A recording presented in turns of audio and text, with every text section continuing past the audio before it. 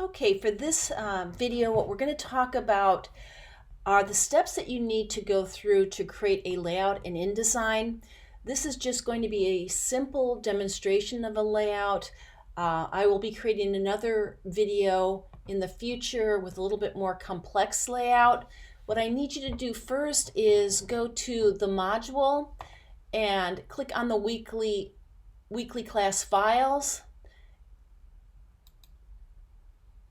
The files that I need you to download for this demonstration are 10-files zip. All right, go ahead and click that. Bring those files to your desktop. Okay, the point of this demonstration is to show you how to go about starting Project 4. Now, Project 4 is a project where you're using a different color mode. The color mode for Project 4 is going to be PMS. Okay, so what we need to do first before we even start our layout in InDesign is convert all our art or create our art in the right color mode. And for this project, the color mode is going to be PMS. So if I look at the files I had you download, I've got a Illustrator file, okay, with a simple black logo.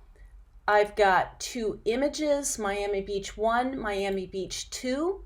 Now, both of these photos are currently in RGB mode, and they're also JPEGs.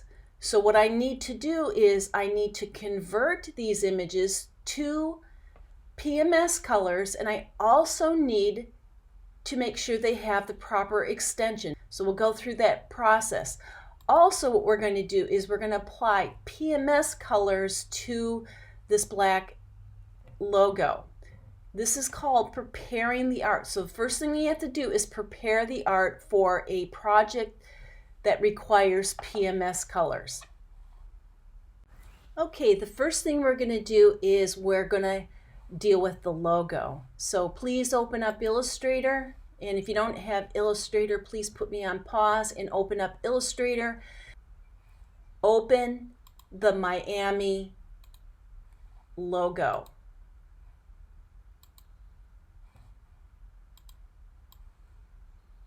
Okay, if we take a look at this logo, obviously the colors right now are black for these objects. So if I select it and I click the color chip in Illustrator, I can see down here right now there's 0 CMYK 000, and what I need to do is convert these colors to PMS colors, again also known as Pantone or spot colors. All right, make sure that you're starting your logo in 100% black. I'm just going to say cancel to that. What you need to do is open up the Pantone color book. To get to those color books, there are two ways of going about it. What we need to do is open up our swatch panel, our color swatch panel. You can go over to the window menu, scroll down, and open up swatches. Okay, when the swatch panel is open, at the very bottom, you've got some icons. The very first icon, you can click on. It's supposed to represent some, the icon's supposed to represent some books for a library. So if you click on it, you're going to go into the color books and you're going to scroll down and you've got different Pantones here. Part of the PMS color books. The one we're going to choose for Project 4 will be Pantone plus solid uncoated. This is the only one you're going to choose for Project 4. Now, uncoated represents colors being applied to paper that does not have a coat or a shiny gloss to it.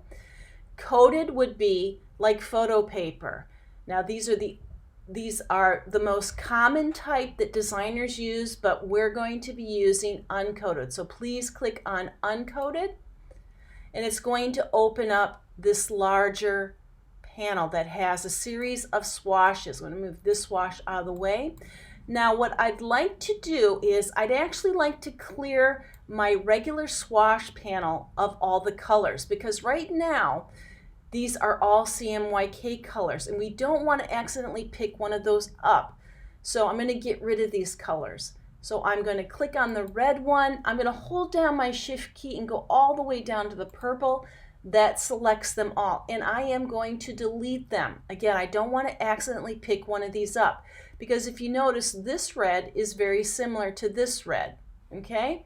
And I want to be careful. I only have the Pantone solid uncoated. So I'm going to delete those. Delete the swatch selection. Please do that. Now what I'd like you to do is just pick 2 random colors from this swatch panel. I'll go ahead and I'll pick this one and I'll pick a purple. Okay, now what I have are 2 Pantone colors, okay? And I can tell that they're Pantone because of this little triangle with the black dot. Now I can go into my logo, I can select the palm tree, and I can apply a Pantone to it. I could come over and pick on the eye and apply Pantone, and so forth. I can select the objects and apply. I can select the M and apply color. Again, for this demonstration, it doesn't matter to me which 2 you choose.